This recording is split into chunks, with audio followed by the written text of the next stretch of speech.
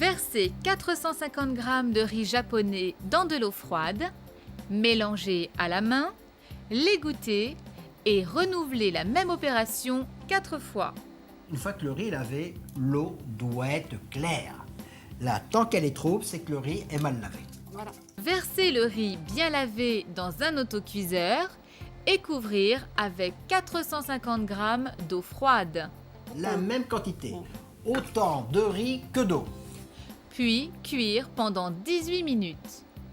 Faire la sauce avec 3 cuillères à soupe de sucre semoule, une cuillère à café rase de sel fin, 5 cuillères à soupe de vinaigre de riz ou de vinaigre de cidre et mélanger. Après 18 minutes de cuisson, faire reposer le riz pendant 10 minutes avec un linge humide.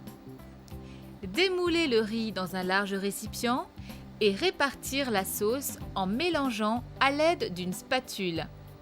Puis tiédir légèrement. Vous savez pourquoi? C'est pas uniquement refroidi. Oui. Du riz devait être, c'est la cause de sucre bien brillant.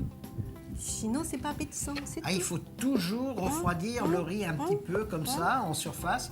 Et il faut faire ça pendant combien de temps? 2-3 minutes, c'est tout.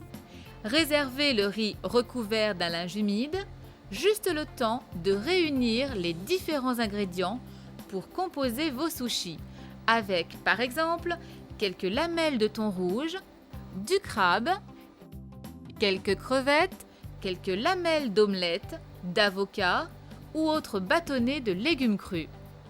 Puis confectionnez votre sushi individuellement avec une feuille de nori, placez au centre un peu de riz, une pointe de wasabi et pourquoi pas une lamelle d'avocat accompagnée de quelques lamelles de thon rouge, sans oublier de déguster trempé dans un peu de sauce soja japonaise.